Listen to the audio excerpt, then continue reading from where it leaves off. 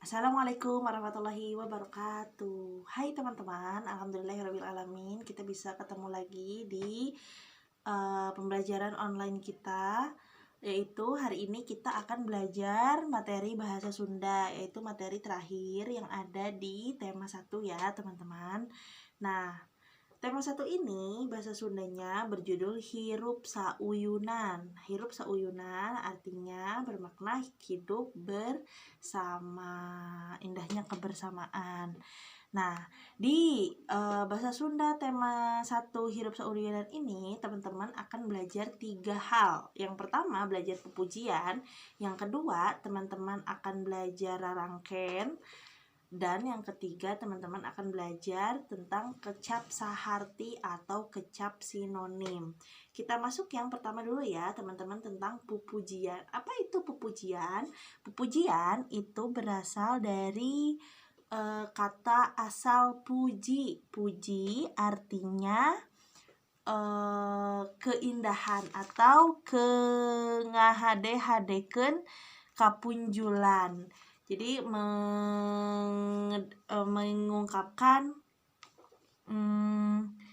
mengungkapkan kebaikan gitu teman-teman. Nah, di pupujian di halaman 83 teman-teman akan ngaregepkeun atau menyimak pupujian nu judulna Hirup Ulah Nyorangan. Nah, teman-teman, sekarang teman-teman silahkan baca pupujian Hirup Ulah Nyorangan, serta teman-teman jawablah 5 pertanyaan yang ada pada latihan 1. Begitu ya. Nah, nanti kalau teman-teman belum memahami isi pupujiannya, silahkan teman-teman boleh bertanya kepada ayah maupun bundamu. Tapi sekarang sebelum kalian bertanya, Miss Nur mau sedikit menjelaskan ya tentang hirup ulah nyorangan. Hirup ulah nyorangan. Mun hirup ulah nyorangan moal aya nu marengan, poek taya nu nyaangan, natak jauh paninengan. Jadi maksudnya kalau hidup itu kalian jangan sendiri, nggak akan ada yang membersamai kalian. Terus poek itu gelap tidak ada yang memberikan cahaya. Matak jauh paninengan, bahkan jauh dari kebahagiaan gitu. Paragraf kedua dan ketiga silahkan kalian baca sendiri ya teman-teman. Setelah itu jawablah pertanyaan yang ada di latihan 1. Mudah-mudahan teman-teman bisa menjawabnya. Nanti insya Allah akan ada review dari pertanyaan-pertanyaan di latihan 1 ini ya teman-teman di akhir video. Oke, yang kedua kita akan belajar mikawanoh pupujian. Maksudnya tentang mengetahui apa sih itu pupujian. Kita baca dulu ya teman-teman. Hidup tangtu aya nu nanya, ari pupujian teh naon? Asal nama pupujian teh asalna tina kata puji nu hartina ngedalkeun. Ngedalkeun itu mengungkapkan atau mengekspresikan ya. Kecap-kecap nu ngebrehkeun kahadean atawa kapunjulan, kata-kata yang menceritakan tentang kebaikan atau kepunjulan tuh prestasi gitu, prestasi seseorang. Tah ari pupujian mah kaasup kana puisi nu eusina rupa-rupa doa. Pupujian itu maksudnya ke dalam puisi yang isinya berbagai macam doa, puji, pepeling. Pepeling itu bahan untuk mengingat gitu siapa kita, tugas manusia itu apa, pepeling. Jeung pangajaran juga isinya bisa tentang ajar.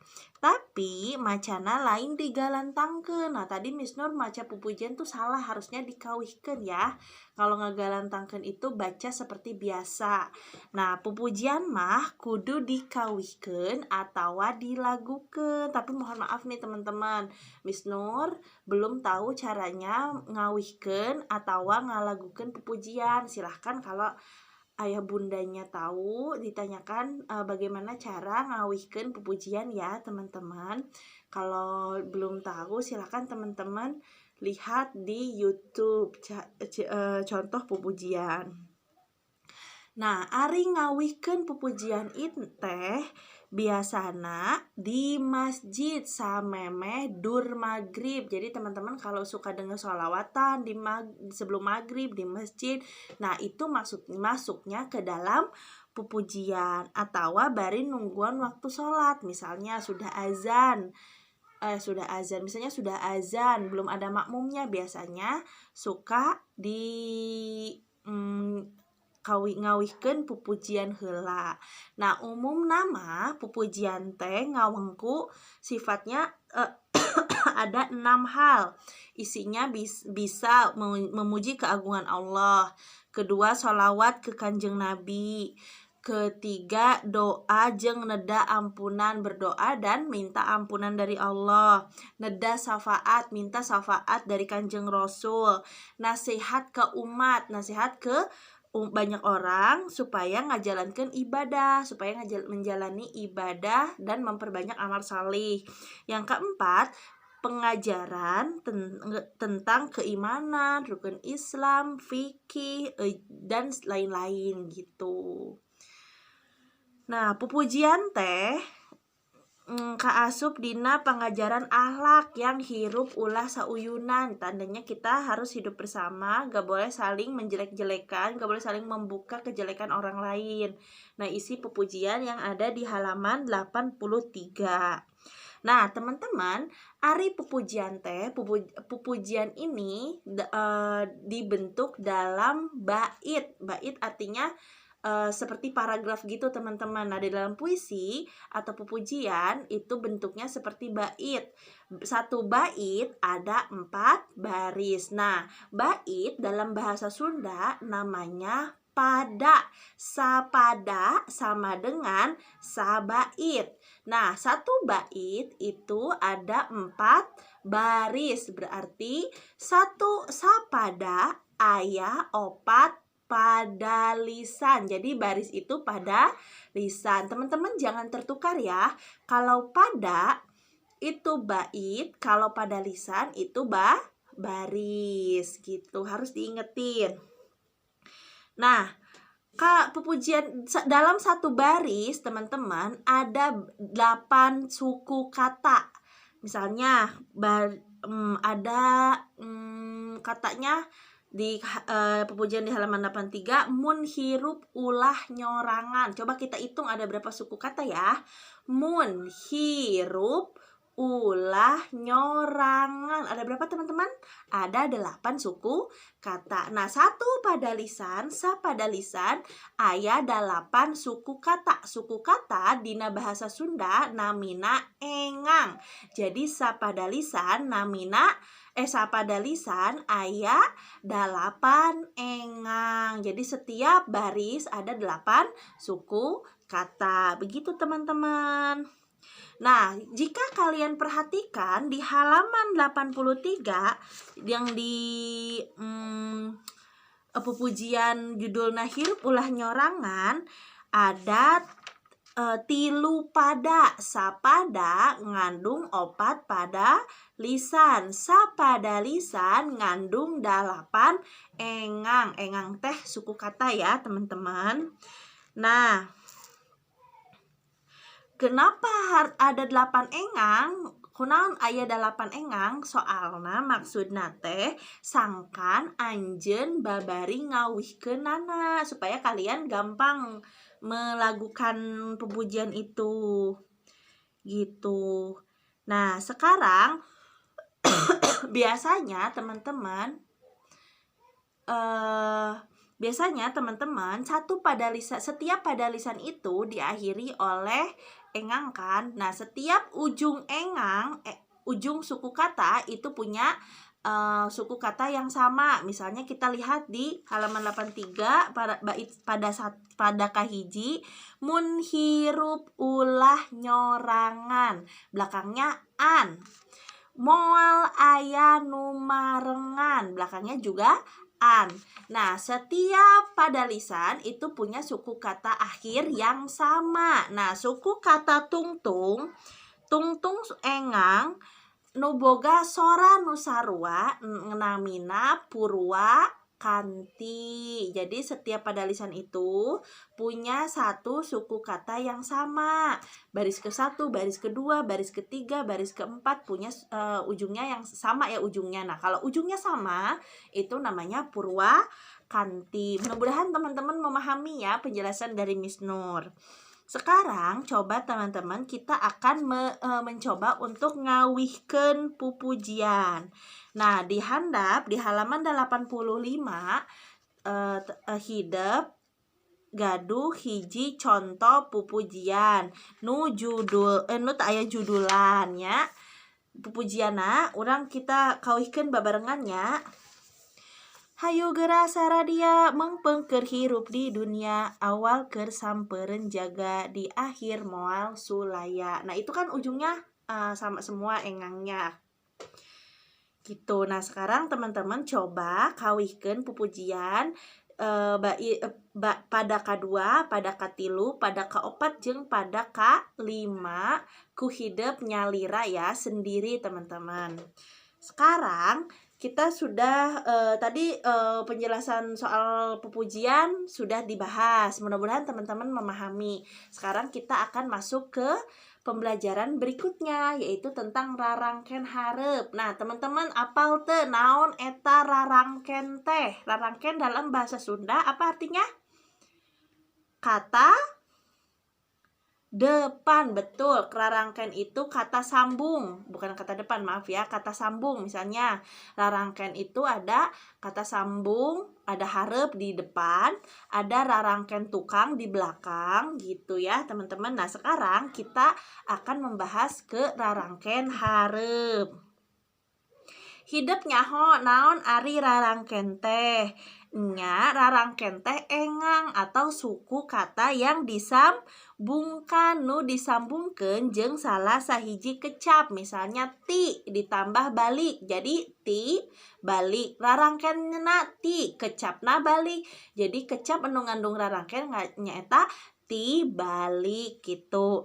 Nah, di pembelajaran poe ieu hideep bade diajar rarangken hareup ti, di, jeung ka. Jadi ti rarangken ti, rarangken di, jeung rarangken ka. Anu kahiji aya rarangken di. Coba hideep baca kalimah anu aya nomoran di kurungan. Tah titenan 3 kalimah di handap nomor hiji. Galih indit ka masjid di sarung beureum. Nu kadua, asih dipuji ku guruna, peda ngawihna alus. Nu katilu, guru angkat ka uleman diraksukan batik. Cobi kecap-kecap anu didengdekeun, eta anu dengdek, anu bade rubuh, geus make rarangken hareup di. Coba kita sebutkan ya katanya, kecapnya. Naon wae anu ngangge rarangken di? Anu kahiji di sarung, anu kadua dipuji, anu katilu diraksukan. Ayeuna hideep bade nitenan makna kecap nu ngangge rarangken di. Nu pertama kecap asalna sarung, make rarangken di. Jadina di sarung. Maksud di sarung nyaeta make sarung. Nu kadua kecapna puji, make rarangken di, jadina dipuji. Maksudna naon dipuji teh? Menang pujian ti batur. Nu katilu raksukan. Raksukan teh baju ya teman-teman. Rarangken make rarangken di, jadina kecapna diraksukan, artina make raksukan, make baju. Ajar ayeuna make rarangken hareup di, jadina diajar. Diajar teh tareka atawa kagiatan pikeun neangan ilmu atawa bisa, begitu teman-teman. Itu namina rarangken di.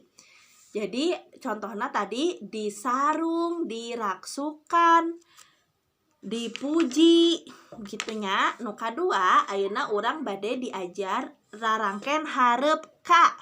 Coba Miss Nur bade nyebutkan hiji kalimah. Kalian hidup kudu nangtukeun mana nu make rarangkennya, kali kecap mana nu ngangge rarangken. Nu kahiji, geus kapanggih buku teh acan. Geus kapanggih buku teh acan. Nu mana nu make rarangken? Nu mana, geus atawa kapanggih? Ya, betul, kapanggih ya, itu rarangken, make rarangken hareup ka. Nu kadua, maneh mah hayang kapuji peda boga baju anyar. Mana nu make rarangken? Kapuji, betul. Nu katilu ayeuna, galih lempang di sisi, dasieun kadupak ku motor. Mana nu ngangge rarangken? Kecap mana? Kadupak gitu. Nah, teman-teman silahkan baca maknanya dari kalimah yang ada rarangkennya tadi di kolom selanjutnya ya. Sekarang rarangken ti. Aya kecap ti balik, ti dagor, sareng ti guling. Nah, kecap nu ngangge rarangken ti tos di garis miring nu didengdeken. Mangga hideuk maca makna ti kecap nu ngangge rarangken ti dina kolom di handap ieu nya. Ayeuna barudak bade ngerjakeun latihan 3. Hideuk kudu ngerjakeun latihan 3. Tayangan 5 kecap nu make rarangken ti, make rarangken di jeung ka dina bacaan piwuruk dina pupujian yang ada di halaman 85. Cari ya, teman-teman. Nih, piwuruk dina pupujian.